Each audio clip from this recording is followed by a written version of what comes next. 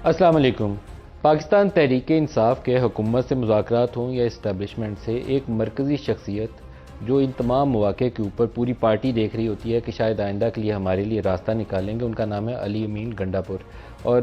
کے پی صوبے کے وہ وزیر اعلیٰ بھی ہیں، اور یہ وہ صوبہ ہے جو دہشت گردی کا اس وقت کہنا چاہیے کہ سب سے زیادہ نشانہ بنا ہوا ہے، فرنٹ لائن پروونس ہمیں اسے کہنا چاہیے دہشت گردی کے مقابلے میں۔ 9/11 کے بعد بھی تھا، لیکن کچھ حالیہ برسوں میں اس میں بہت تیزی آئی ہے، اور وہ تمام ذمہ داری اس وقت چیف منسٹر کے پی کی ہے کہ کس طریقے سے وہ بیانیہ بنائیں، وہ پروگرام بنائیں جہاں تمام آرگنز آف دی اسٹیٹ یکجا ہو کر اس کو کچل سکیں۔ تو سیاسی معاملات بھی اور دہشت گردی کے خلاف جنگ بھی اور دیگر ایشوز بھی، ان تمام معاملات کو ڈسکس کرنے کے لیے آج ہمارے ساتھ مہمان شخصیت ہیں وزیر اعلیٰ خیبر پختونخوا علی امین خان گنڈا پور۔ بہت شکریہ آپ ہمارے ساتھ اس خصوصی پروگرام میں شامل ہو رہے ہیں۔ پہلے سیاسی معاملات سے شروع کرتے ہیں جی۔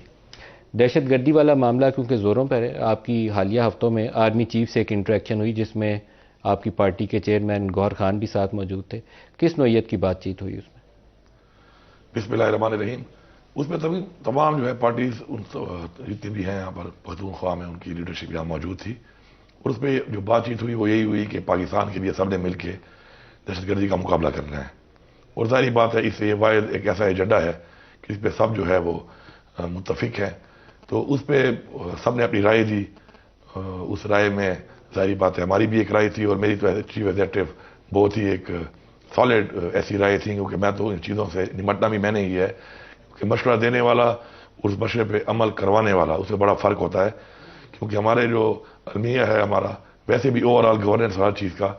کہ پالیسیز تو یہاں موجود ہیں، ایکٹ بھی ہیں، قانون بھی ہیں، لیکن امپلیمنٹیشن جو ہے، اصل جو آپ کی پرفارمنس ہے وہ امپلیمنٹیشن سے ہی ثابت ہوتی ہے۔ تو انشاءاللہ اس کے اوپر ہم لگے ہوئے ہیں، اور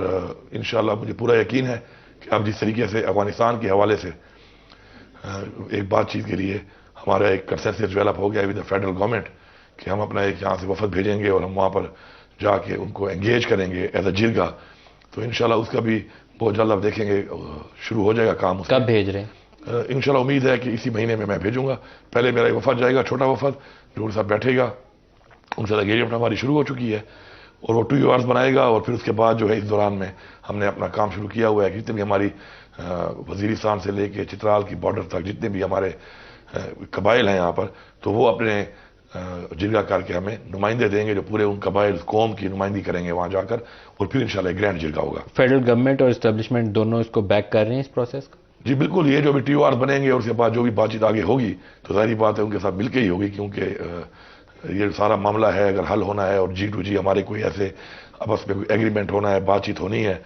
تو ظاہری بات ہے فیڈرل گورنمنٹ اس کا حصہ ہوگی اور ایگری کرے گی، اور ادارے ایگری کریں گے تب ہی آگے بڑھ سکتی ہے۔ ایز چیف منسٹر علی امین گنڈا پور، میں سوچتا تھا کہ شاید وہ جو دھواں دھار تقریریں کرنے والے ہیں اسٹیبلشمنٹ کے ساتھ بھی اسی ہارڈ لائن کو فالو کریں، لیکن آپ میں مجھے وہ کوالٹی نظر آئی ہے کہ آپ فلیکسیبل ہیں مختلف مواقع کے اوپر۔ کتنا کلوز ریلیشن شپ آپ کی ہے اسٹیبلشمنٹ کے ساتھ؟ دیکھیں میں تو جو میٹنگ میں جاتا ہوں تو میری وہ لائنز ویسے ہی ہوتی ہیں، یہ آپ کو کسی نے غلط بتایا ہے کہ میں مطلب کہ کوئی سافٹ ہوتا ہوں۔ ہارڈ ہونا کسی بات پہ اپنے موقف پہ کھڑا ہونا، اس کو اپنے اس شدت سے اس کو بیان کرنا، وہ ایک اور بات ہے، لیکن ایک مسئلے کے اوپر اس مسئلے کے حل کے لیے ایک آپس میں ایک ورکنگ ریلیشن ڈیولپ کرنا وہ ایک علیحدہ چیز ہے، تو میں وہ بھی کرتا ہوں، اپنے موقف پہ بھی بات کرتا ہوں، اور میں یہ سمجھتا ہوں کہ اس وقت جو پاکستان جن مسائل سے دوچار ہے، تو اس مسئلے کے حل کے لیے سب کو ایک پیج پہ ہونا پڑے گا، اور اپنی جو ہماری غلطیاں ہیں، جو ہماری پالیسیز تھیں جس سے ہمیں نقصان ہوا، ان کو ہمیں دیکھ کر اپنی اصلاح کرنی پڑے گی۔ اگر ہم اسی طرح چلتے رہیں اور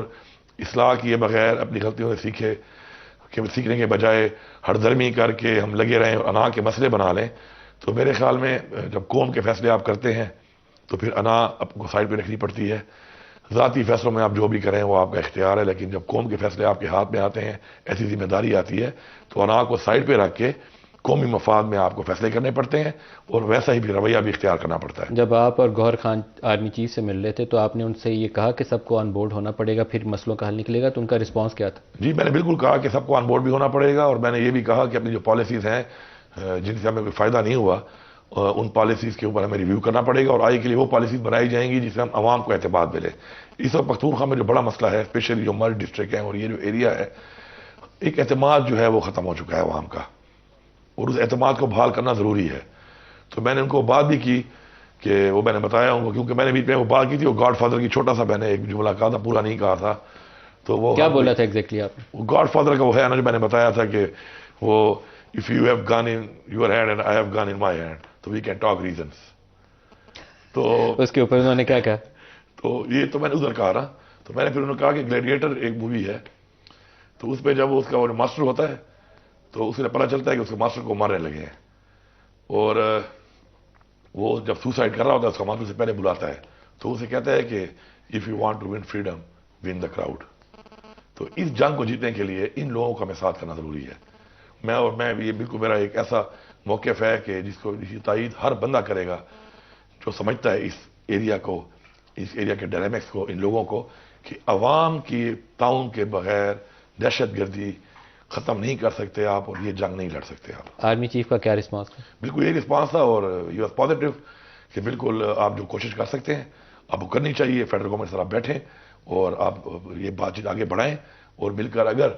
اس سے اچھے ریزلٹس آتے ہیں اور کوئی سیز فائر ہوتا ہے آپس میں, کوئی G2G ایگریمنٹ ہوتا ہے افغانستان اور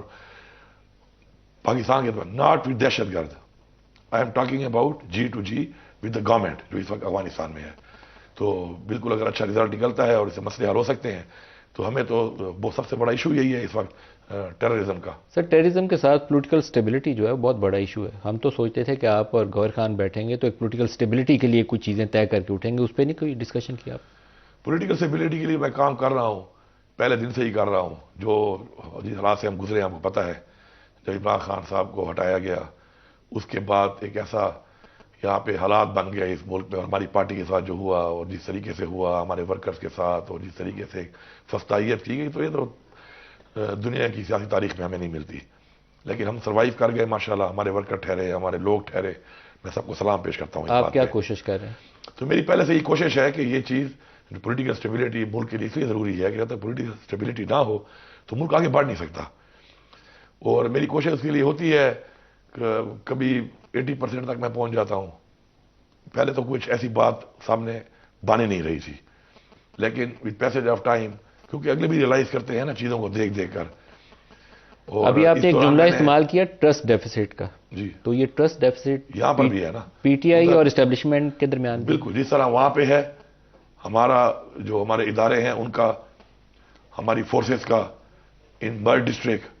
اسی طرح ہمارا آپس میں ادھر بھی ہے. اگر آپ پولیٹیکل سائڈ پہ آپ آئیں, وہ تو یہ پولیٹیکل جو ٹرسٹ ڈیفیسٹ ایشو میں بتا رہا ہوں نا, ادھر آپ آ جائیں اس طرف پولیٹیکل میں, تو یہی ٹرسٹ ڈیفیسٹ ہے. اس ٹرسٹ ڈیفیسٹ کو برج کیسے کریں گے نا, یہ تو پی ٹی آئی اور اسٹیبلشمنٹ کو آپس میں. پہلے تو یہ بات ہی نہیں کر رہے تھے. میں آپ کو صاف بتاؤں نا, 4 اکتوبر کے بعد جب میں پہلی دفعہ ڈی چوک گیا تو کوئی سمجھ آئی کہ یار یہ تو آ سکتے ہیں اور مطلب بریچ کر سکتے ہیں. پہلے ہلکا لے رہے تھے بہت میرے خیال میں.